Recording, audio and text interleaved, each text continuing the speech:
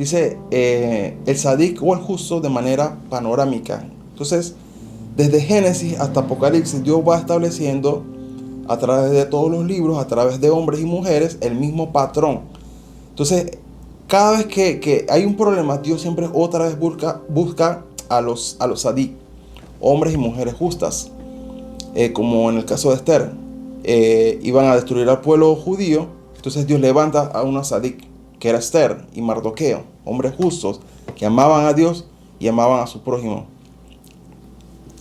Entonces dice en el Edén, un lugar. Edén significa un lugar, un momento donde está la presencia encantadora y deleitosa de Dios, que es una puerta al cielo. También significa lugar de justicia y de juicio. Entonces en Génesis 1:28 los bendijo Dios y les dijo: fructificad, multiplicaos, llenad la tierra, sojuzgarla y traer dominio. Esa palabra dominio es rada, también significa reino. Pero la palabra aquí es sojuzgar. ¿Qué es sojuzgar? La mayoría de las casas tienen cercas. Cuando usted se va a su trabajo, ¿qué usted hace? Te cierra todas las puertas. ¿Para qué? Y cierra las puertas de la cerca. ¿Para qué? Para que las personas malas, intencionadas, no entren a tu casa, porque en tu casa están las personas que tú amas. Entonces, ¿qué es sojuzgar? Tú haces un territorio, como en el Edén. Cuando el hombre peca, Dios lo saca afuera. Y dice que habían querubines con espadas de fuego. Eso es sojuzgar.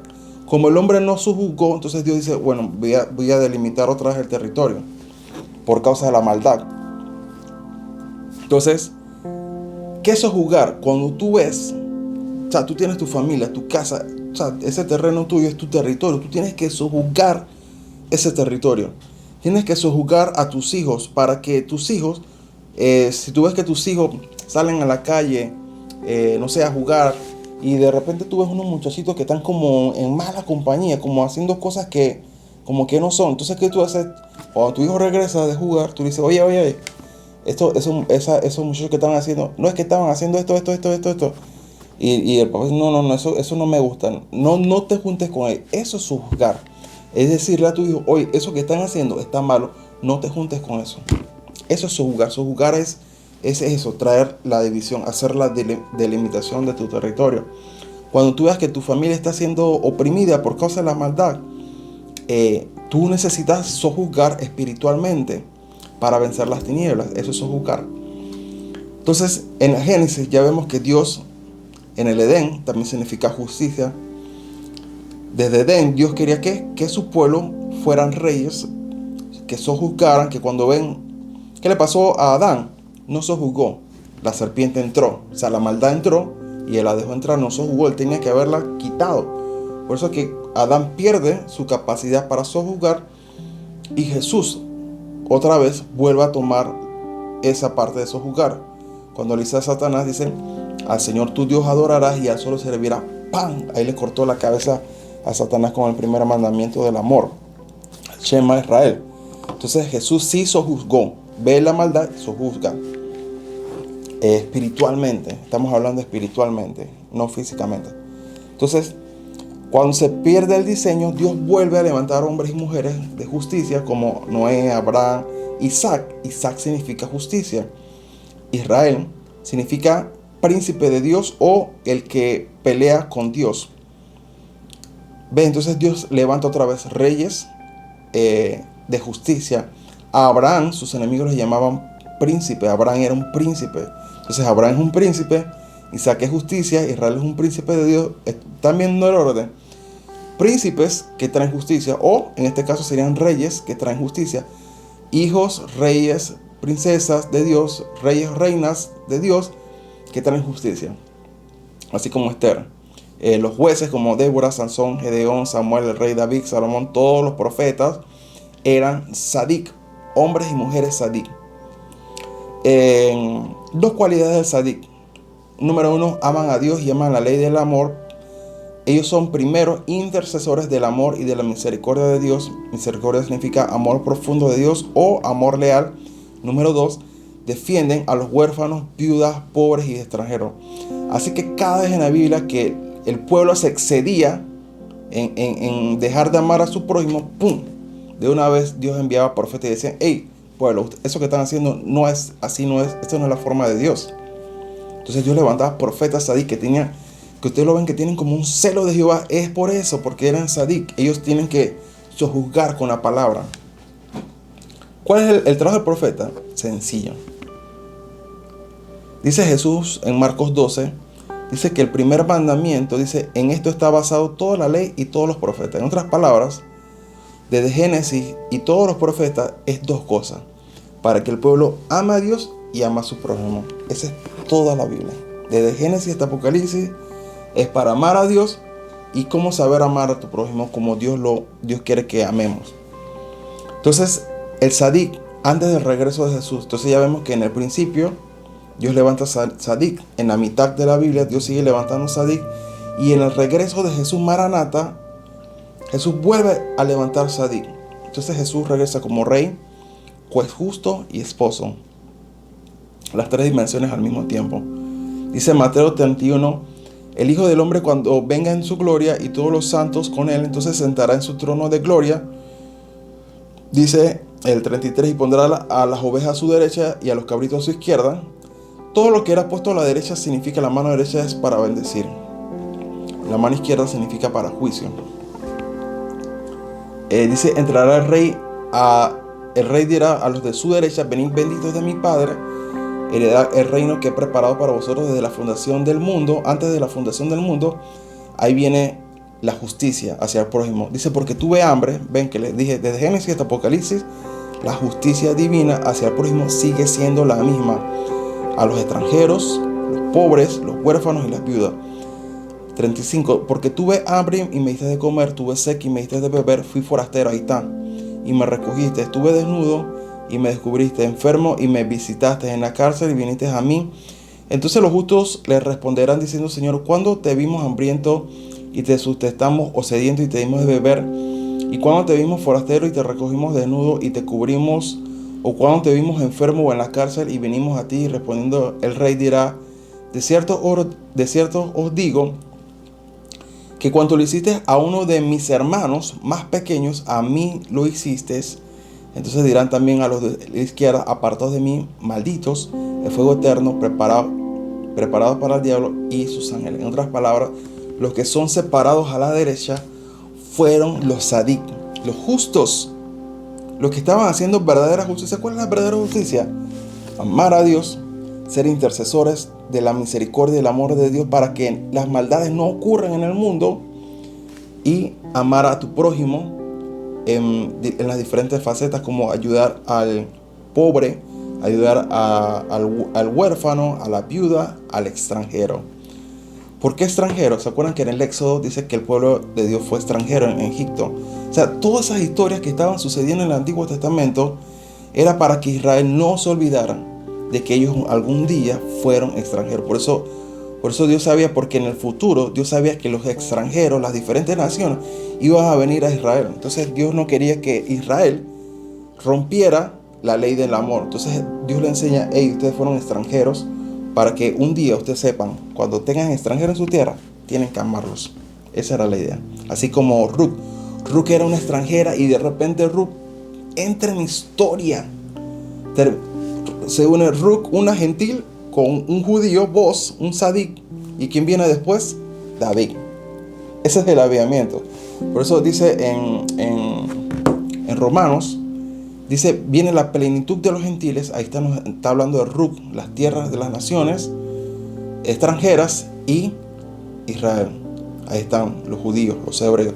Va a haber una unidad entre Israel y la plenitud de los gentiles como un solo hombre. Eso es lo que Dios está buscando.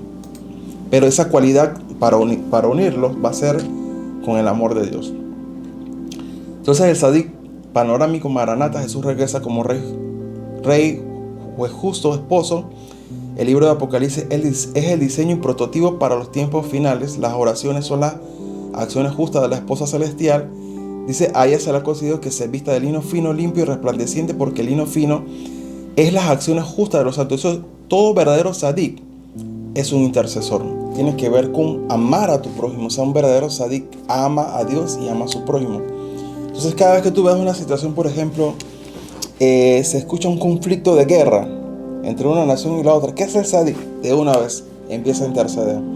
Y Dios pone en él un espíritu de oración, de intercesión. Y de repente Dios te empieza a levantar en la madrugada. Te empieza a dar sueños sobre cosas que han de venir, guerras, conflictos entre naciones o entre familias.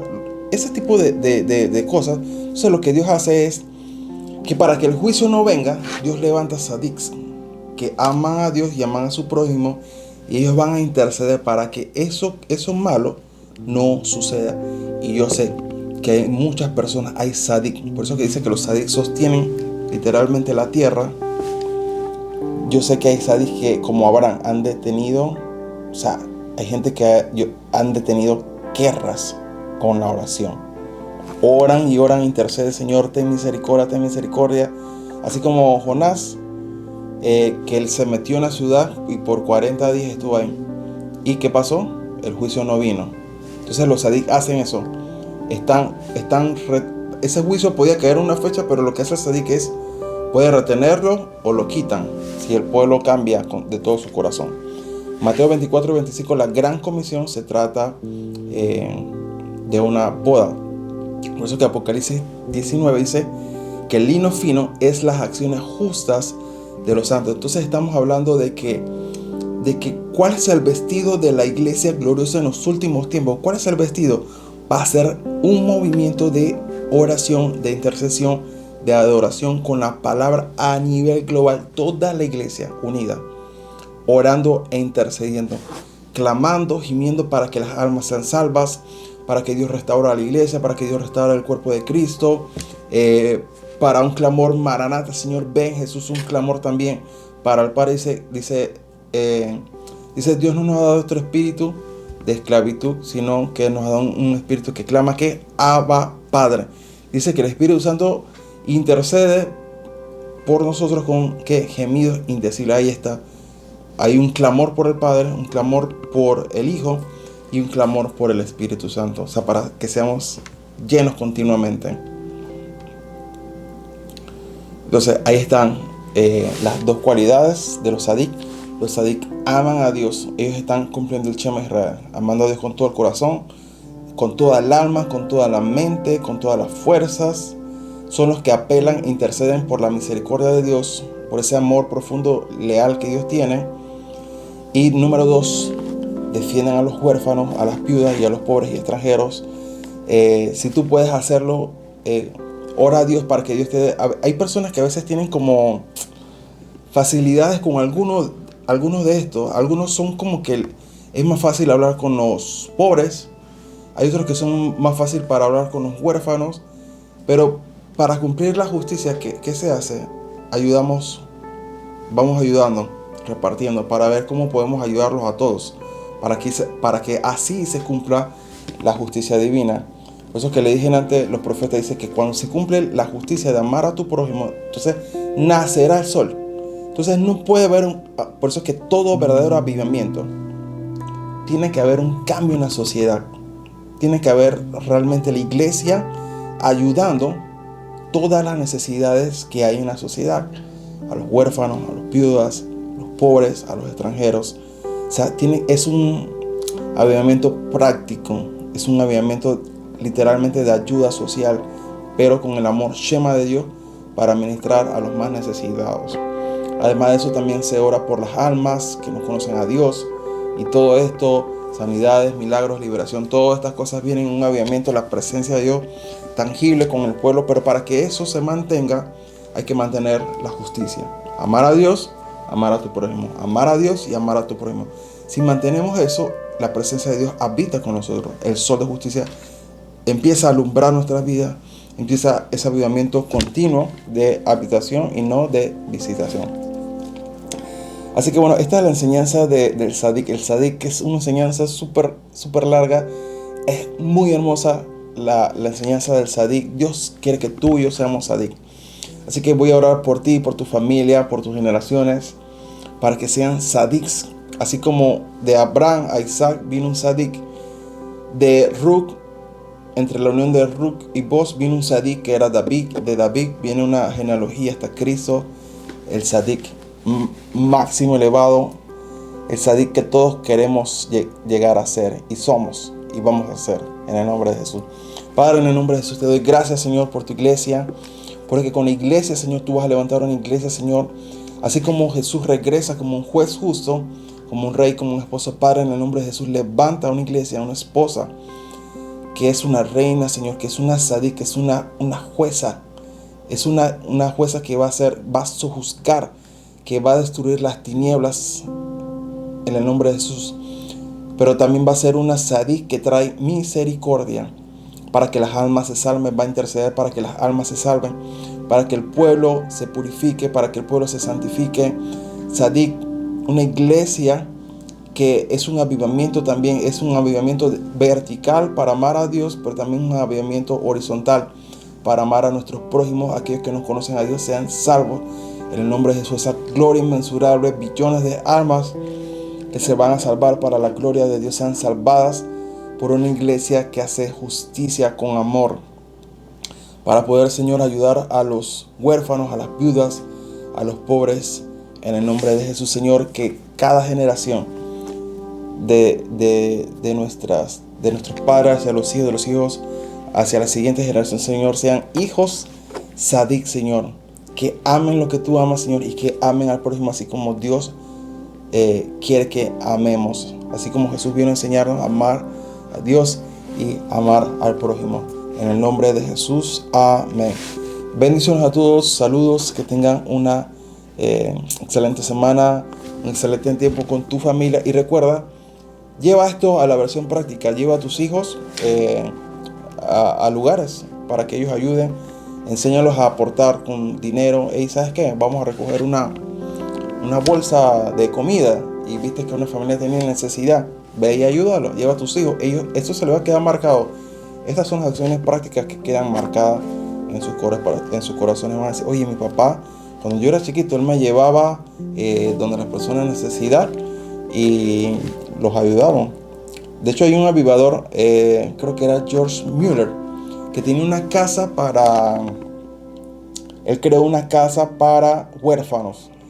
Que al final esa casa tenía casi más de 10,000, o no sé si era un solo lugar o varios lugares repartidos, pero sí sé que al final de ese trabajo que hizo por años atendió a más de 10,000 huérfanos. Eso fue en Europa.